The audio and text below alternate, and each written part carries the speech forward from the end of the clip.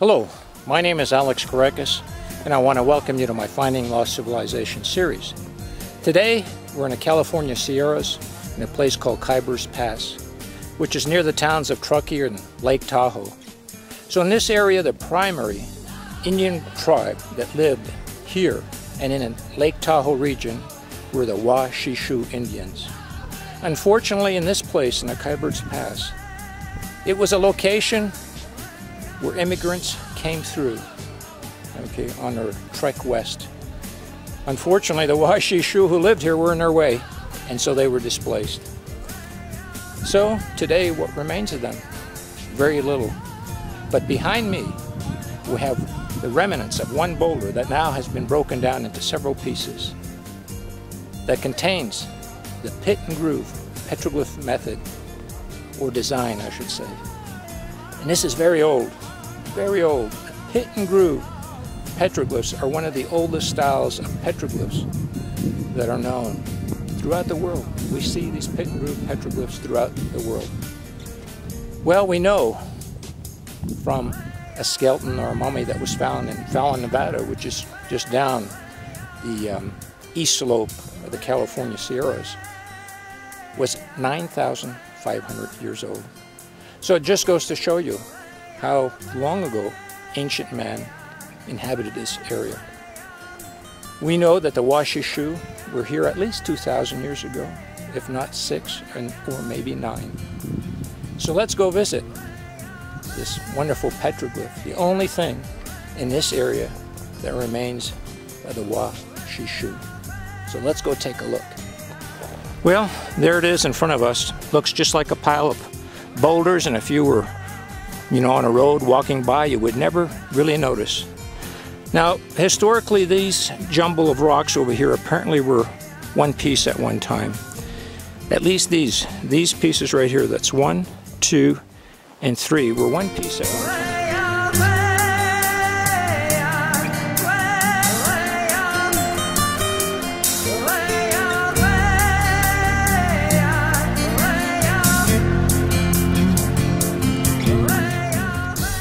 But let's take a close look. Let's examine what these pieces contain. And look at this, right over here. These are petroglyphs. This is what's called the peck and groove style of petroglyphs. And on top of that, right over here, you have a larger groove, which was probably used for grinding, okay?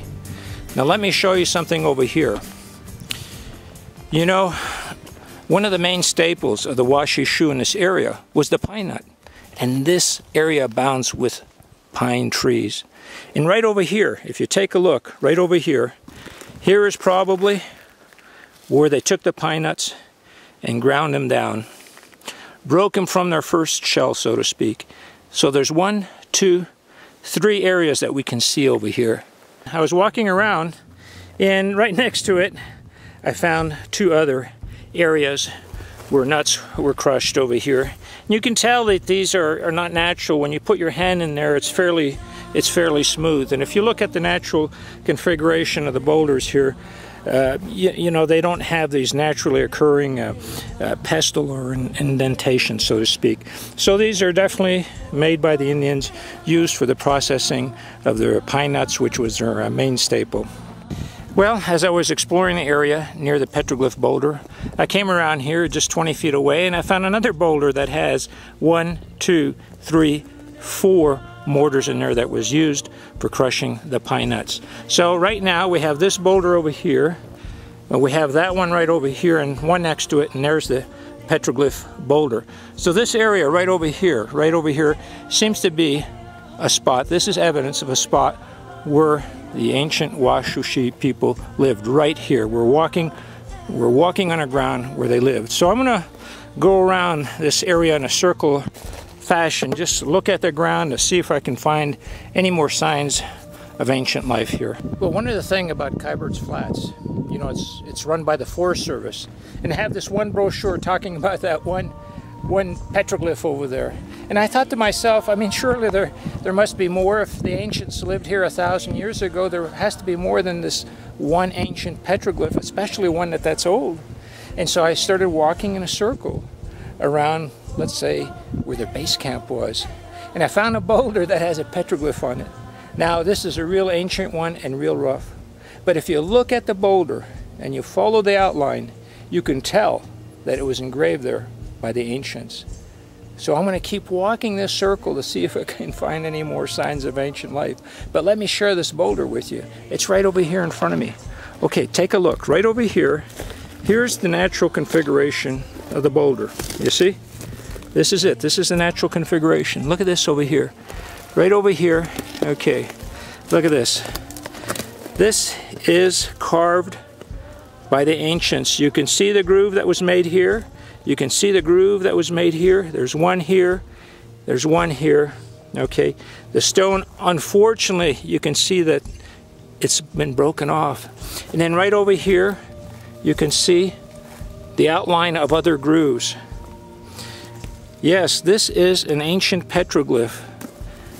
Almost hard to discern, but if you look at it closely, you can see the outline. This is like a pit and groove right here, and right here is a groove. See, so this is carved. This is another petroglyph, and this is a really old one. But here's the sad thing about this area. Look, this boulder has been moved. This is not the original location of the boulder. I'm gonna go around and take a look over here. See, it's been moved. Somebody came here, you know, the development of this area right over here. There's the underside of the boulder. So it's been flipped over once or twice. And right over here, you can see where it's kind of been cleared right here. This is part of a road over here. So this boulder was probably on this road, and a tractor came along and put it aside. But I'm so glad we were able to notice this very ancient petroglyph. To me, it almost looks like a face there, coming here, and with a headdress on top of it. It's very rough, but there it is. There's the outline of the head right there. And right up there would be the feathers on a headdress. So, I mean, I find this very exciting to find. And as a perspective, right here, we'll turn around, and just several hundred feet right over there is where the main petroglyph boulder was, right over there. So what I'm going to do is I'm going to keep looking around in a circle, and hopefully I can find something. But I believe this area has been clear-cut, it's been developed, and probably most of anything that was here has been destroyed, long gone. But anyways, let's continue our quest. Well, as I continued my search, I found another great little boulder that had these mortars, okay, where the pine nut was ground and food was prepared. It's right over here behind me. Let's go take a look at it. Right over here, isn't this great? I'll tell you, it's always, you know, to me, very exciting to find evidence of ancient man living in a place that essentially has been destroyed or obliterated. But here's the evidence right here. Again, these pits, these mortars, okay, were used to grind the pine nut. Right over here. There's 3 of them. This is a large one over here. Well, oh my goodness, look at this over here. Here's another boulder that was used for grinding. Right over here, look at this. And this over here, and this here. They're all smooth. Again, here's the boulder used for grinding. And look how this is, the angle over here. This is how, you know, could this have been used to grind and then wash? I don't know, it's hard to say. These look like channels, but the stone is very worn over here. But for sure, over here, again, are 3 grinding areas used by the ancients. And as I said, I've noticed as I've walked around over here, at least 400 or 500 feet in a circular pattern, I'm finding signs of the Washoe living here. So it was a fairly large encampment. Okay, I see something here as I'm talking. Look at this over here. Here's another grinding one. Okay, you can tell when you put your hand in there when they're smooth, and if they're smooth, it's because of the grinding action of another stone to do the grinding. So here's another one. So with the amount of grinding stones that I'm finding, or grinding surfaces in the circumference that I'm following, I keep repeating, it must have been a large village over here. It wasn't just consisting of, you know, 2 or 3 families. It was fairly large. As I was trekking around this area, I came across this stump and I took a look at it. So look at this over here, and look at this tree over here. So this tree stump, probably was from an original older growth strand of trees, okay? And this is the newer one, okay? I mean, look at the size of the trunk over here. This looks like it's at least 4 feet across, at least 4 feet across. So this is a very, very old tree compared to that one. That's a new tree. And if you look around the forest over here, they're all thin, small trees. So this here is a stump probably, you know, from the original old growth forest or during that era. It's a very old tree, very old. And there it is. This is a good comparison of what old growth, maybe this is a young old growth tree compared to the very, very young trees that came about after the clear cutting of the Sierras. So, great little find, just a tree stump, but a good example of what I'm talking about. Well, as I continued my search over here, I found an interesting tree. I've talked about this area being clear cut, and the California Sierras essentially being deforested and stripped of its original old growth tree. Now obviously not every tree was cut, because some had to be left for the promulgation, I guess, of the species, you know. Seed matter still had to be available, so some trees were left standing. And right over here, maybe it's hard to tell from the camera angle, is a very old and ancient tree. Now, I'll give you a look, an example. This trunk here is a good 6 feet wide, okay? All the other trees around here don't even come close to its approximation.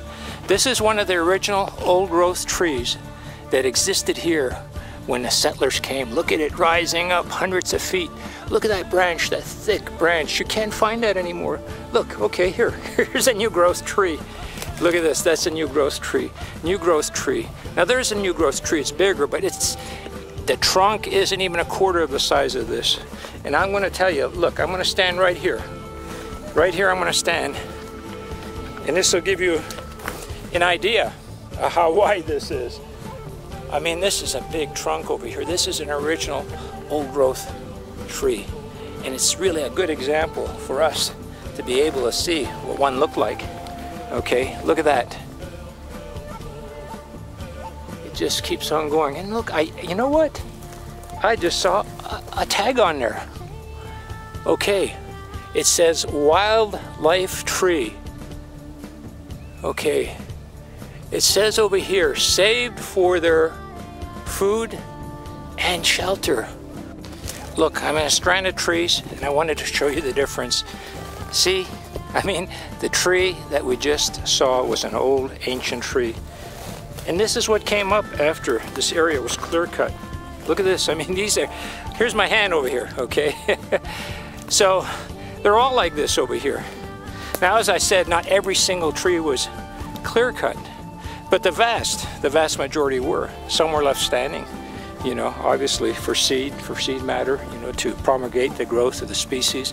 You can't cut everything down, you need a seed base. So there are still some original old growth trees, but as I said, 90% of America was deforested within 300 years of the original settlers arriving here. Yes, most people don't realize that. You know, they come out here and they think that everything they're looking at was here since time immemorial. No, this is all very new here. So that tree was a great find. I found that was exciting to me, and I hope you enjoy that.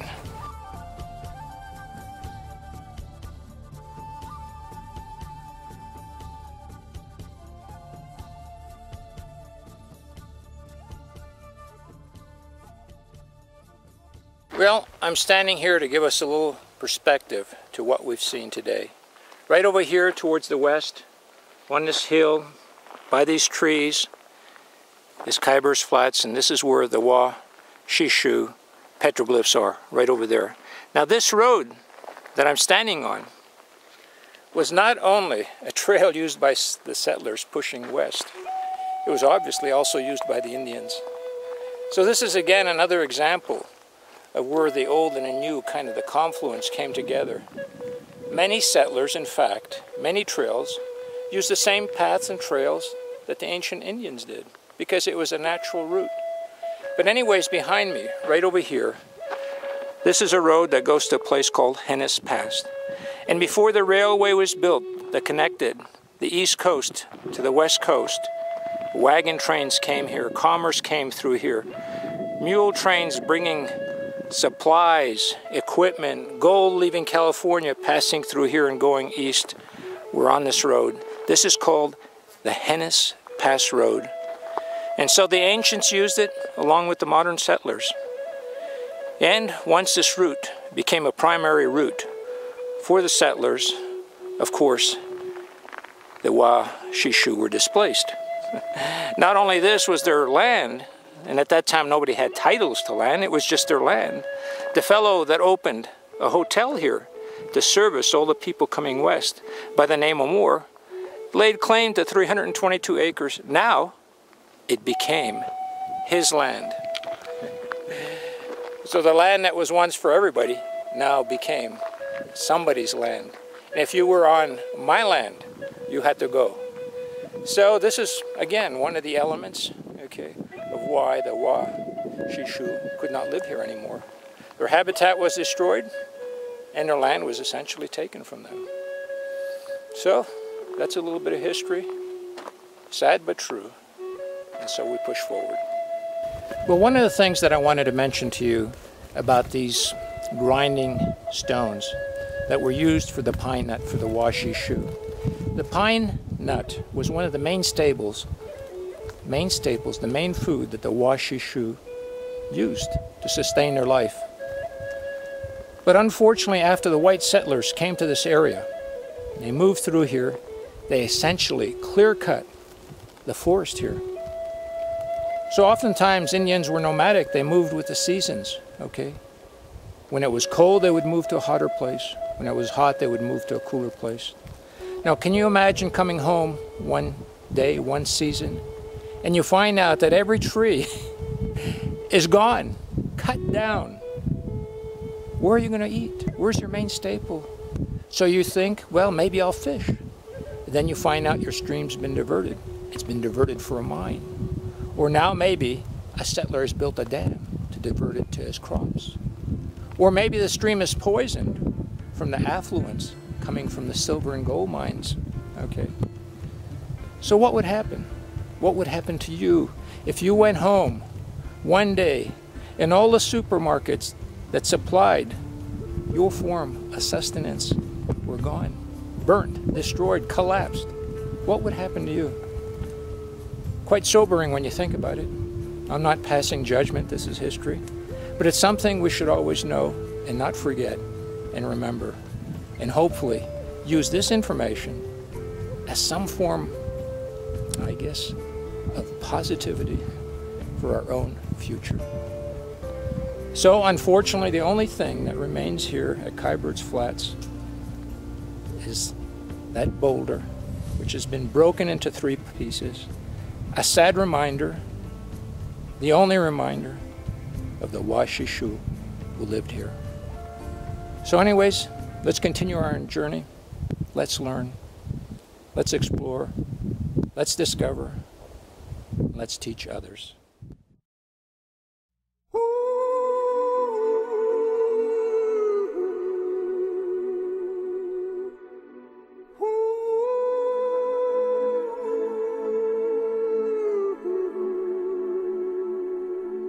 If the white man wants to live in peace with the Indian, he can live in peace.